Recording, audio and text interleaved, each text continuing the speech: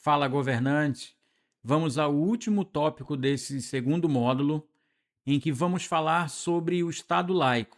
E esse tema é fundamental porque grande parte dos argumentos que têm sido utilizados contra o movimento cristão de influência política, de participação política, tem sido baseado nesse argumento do Estado laico, só que ele tem sido aplicado de maneira errada, ou por má fé ou por desconhecimento daqueles que utilizam esse argumento do Estado laico para tentar nos impedir de exercer a nossa cidadania.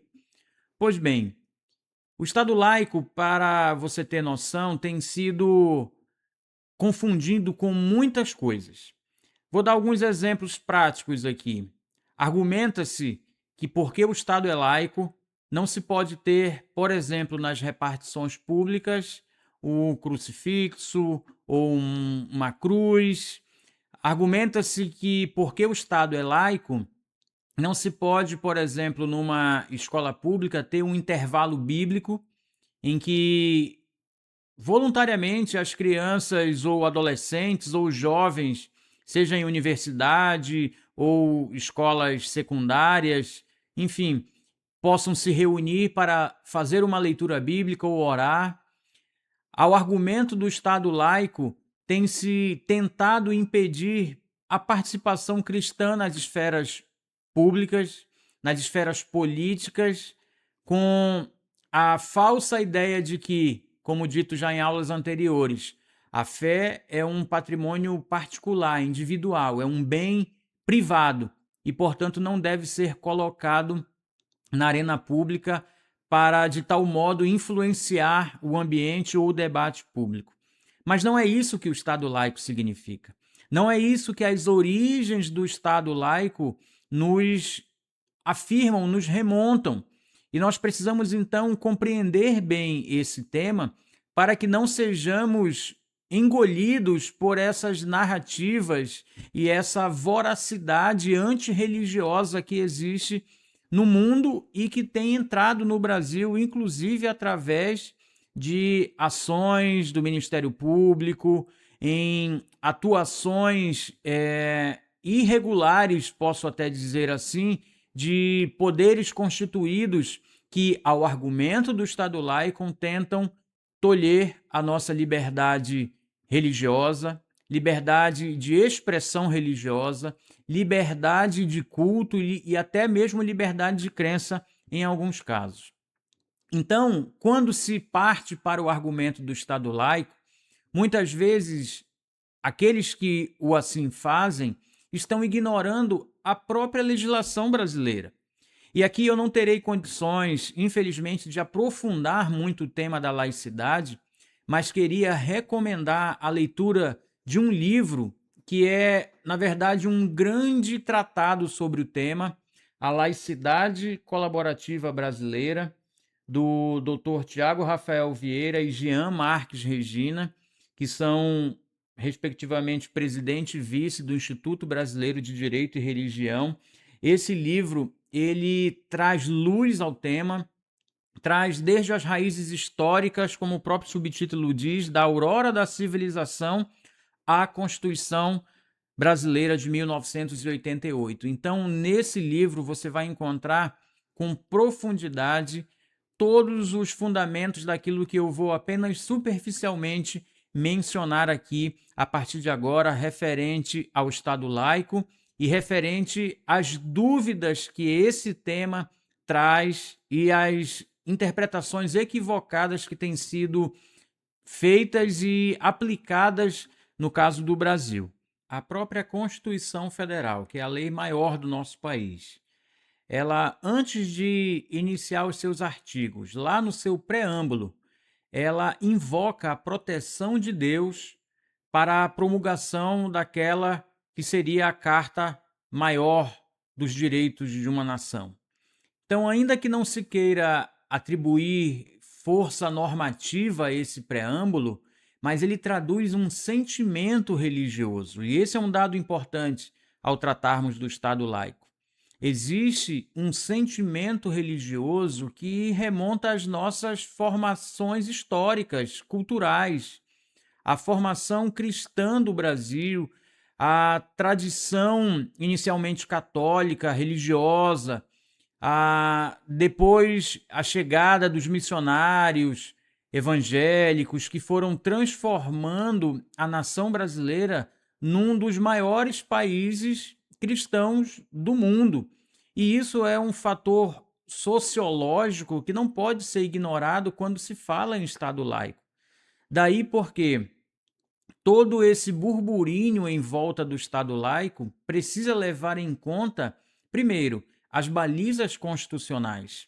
Não foi à toa que o Constituinte estabeleceu ali no preâmbulo a figura ou invocando a proteção de Deus para o povo brasileiro a partir daquela nova ordem jurídica que estava sendo estabelecida com a nova Constituição. Então, isso não é apenas simbólico, isso precisa ter um efeito prático concreto de reconhecer esse sentimento religioso que existe na maioria da população brasileira. No artigo 19 da Constituição Federal, quando trata da organização do Estado, está escrito que é vedado à União, aos estados e ao Distrito Federal e aos municípios, aqui inciso 1, estabelecer cultos religiosos ou igrejas, subvencioná-los, embaraçar-lhes o funcionamento ou manter com eles ou seus representantes relações de dependência ou aliança. Aí está o pulo do gato. A partir de agora, ressalvada na forma da lei a colaboração de interesse público. Então, veja só, eu quero que você enxergue bem claramente esse dispositivo constitucional que veda que o Estado, entendido aqui lato sensu, União, estados e municípios, ou seja, qualquer ente público, não pode estabelecer uma igreja. Não existe uma igreja oficial, uma religião oficial. Isso foi assim no passado. No Império havia a religião oficial do Império, que era o catolicismo. Sabemos que antigamente nossos avós ou mais para trás um pouco tinham a sua certidão de nascimento, era a certidão de batismo da Igreja Católica. Isso não é mais assim, graças à figura do Estado laico, que desligou o Estado de uma religião oficial. Mas isso não significa e não poderia jamais significar uma oposição do Estado à figura do fenômeno religioso ou do sentimento religioso que existe e está enraizado na nação brasileira, no povo brasileiro e nas instituições. Então é preciso fazer essa distinção para não incorrermos no erro e no engano de achar que, porque o Estado não pode sustentar, subvencionar ou estabelecer uma religião oficial, que ele tenha que ser um opositor ou um inimigo da fé. Tanto é que o dispositivo constitucional que está na sua tela mostra que não se deve manter essa relação de funcionamento, salvo, ou seja, ressalvada na forma da lei a colaboração de interesse público. Daí um conceito que eu já antecipo aqui, que no Brasil existe sim a possibilidade de aliança do poder público com instituições religiosas, desde que voltada para o interesse público.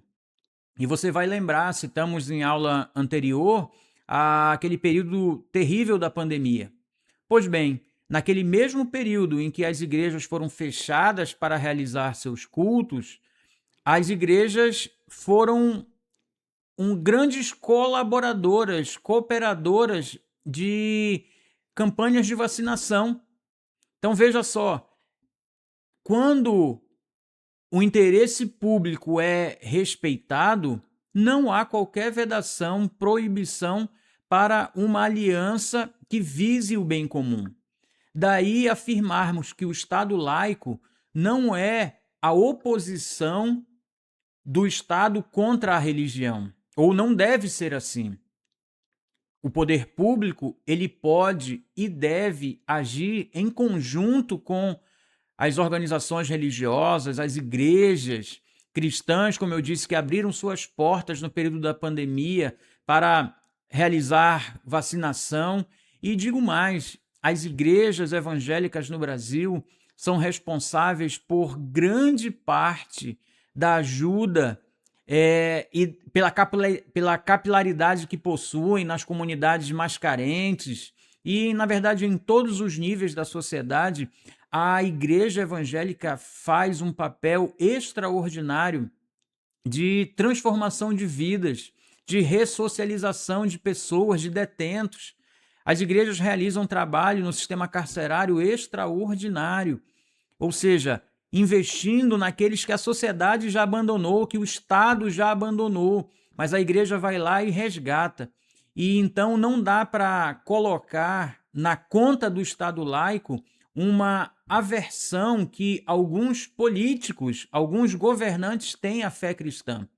O que eu quero dizer é que não se pode utilizar o argumento do Estado laico para perseguir a igreja, para perseguir as atividades religiosas tão importantes que as igrejas realizam, atividades sociais que as igrejas realizam, sob o argumento de que igreja não deve se envolver nessa área, ou que o poder público não pode apoiar ou incentivar ações dessa natureza. Então, temos que ter cuidado com o conceito de Estado laico e diferenciá-lo dessa visão equivocada que tem sido apresentada, porque à luz da legislação brasileira, à luz da Constituição Federal, é possível a coexistência de Estado e igreja, de religião e política. Isso é plenamente possível e não é o Estado laico que vai impedir, ao contrário, o Estado laico vai propiciar essa relação saudável a bem do interesse público. Daí, nós precisamos entrar num outro tópico ainda de Estado laico, que é a diferenciação entre laicismo e laicidade, porque aqui está, na verdade, toda a confusão que existe em relação a esse assunto. Precisamos distinguir o que é o Estado laico, né? As características da laicidade, das características do laicismo, que é, este sim, uma visão de oposição do fenômeno religioso. Então vamos lá. O laicismo, nós podemos afirmar que ele vem de uma raiz iluminista, lá da França, uma oposição daquele movimento que se tornou conhecido, famoso e importante na construção da civilização ocidental, que foi a Revolução Francesa, e a oposição feita a partir desse movimento contra a fé cristã é algo jamais visto na história. Ali foram mortos padres religiosos, houve uma intensa perseguição, e esse modelo francês, ele tem, de certa forma, influenciado a visão de Estado laico ao redor do mundo. Essa visão francesa, laicista, que coloca o Estado contra o fenômeno religioso, porque, por exemplo, na França você não pode manifestar sua fé publicamente. Na França, a fé ela é eminentemente um fenômeno privado particular, você não pode levá-lo às ruas, à esfera pública. Você não pode dar conotação exterior a essa fé que seria um fenômeno, na visão deles, apenas interior. É uma liberdade de crença, você tem liberdade de crer, mas não traga isso para o ambiente público, muito menos para o ambiente político. Então, esse laicismo, esse modelo francês tem influenciado outros modelos ao redor do mundo. E aqui eu vou mencionar superficialmente esses outros modelos, o inglês é um pouco diferente, o português também. Eu acho que não vale a pena mergulharmos nisso, fica a minha recomendação de leitura já feita anteriormente, mas eu quero falar do modelo brasileiro, que é, como já mencionado, está previsto ali no preâmbulo da Constituição e também no artigo 19, que já lemos, que fala da cooperação para o interesse público. Então, o que existe no Brasil é uma laicidade colaborativa. Inclusive, esse é um termo cunhado, né, feito pelos nossos professores do livro que eu apresentei a vocês, porque essa laicidade ela é colaborativa na medida em que existe sim a possibilidade, e isso é recomendável, isso é saudável, de cooperação, de colaboração entre a igreja e o poder público. E isso não viola o Estado laico. Isso não significa que está havendo uma apropriação do Estado por alguma entidade ou visão religiosa, não. E aqui, para encerrar essa aula, eu quero fazer essa última explanação.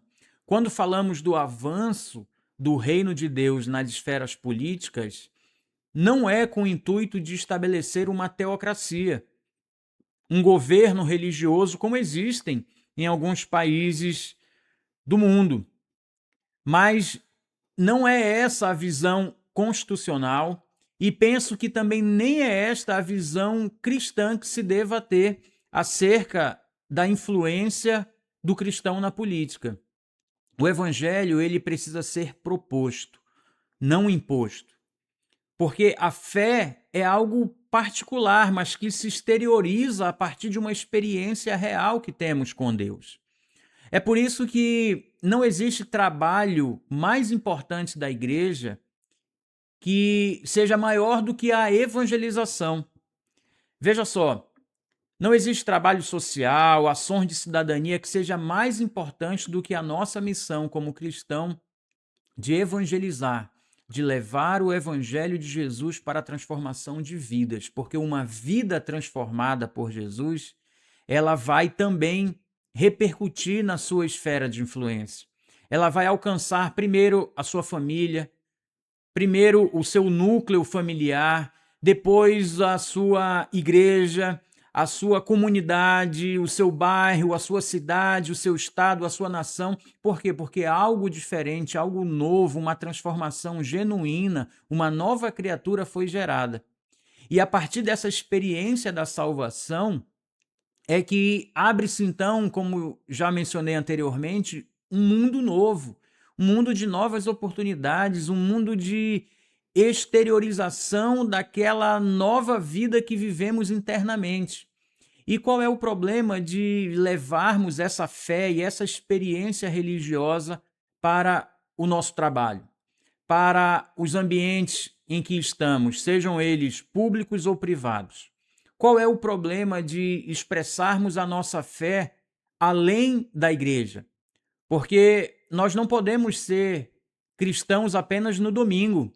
Nós somos a igreja da segunda-feira, da terça, da quarta, da quinta, da sexta, de todos os dias, porque a nossa fé não se resume a uma experiência religiosa ou mística dentro de quatro paredes de um templo. Aquilo que é vivenciado ali, e não apenas ali, mas na sua vida diária com Deus, isso tem reflexo fora. Tem reflexo na família, tem reflexo na escola, tem reflexo nas esferas de governo, nos ambientes profissionais. Ou seja, nós somos cristãos em todos os lugares e essa fé precisa ser levada para onde nós formos. Não podemos esconder a nossa fé debaixo do casaco quando saímos de casa. Daí porque não se pode admitir que o argumento do Estado laico venha tolher a nossa liberdade de expressar a nossa fé no ambiente público, seja ele governamental ou não. Então, guarde essas lições e aplique elas na sua vida. Eu tenho certeza que o evangelho do reino de Deus vai poder iluminar, vai poder alcançar, assim como uma luz é colocada no alto, para que todos vejam, disse Jesus, brilhe a vossa luz entre os homens, para que vendo as vossas boas obras, glorifiquem ao Pai que está nos céus. Então, que nós possamos levar aonde for, nas esferas públicas, dos presídios aos palácios, nas ruas e nas casas, que nós possamos viver esse evangelho, anunciar essa salvação que transforma, que redime e que estabelece o reino de Deus entre nós, que nós possamos viver isso em todos os lugares, sem as amarras de um argumento equivocado de que o Estado laico proíbe esse tipo de manifestação. Então, eu aguardo você no nosso próximo módulo.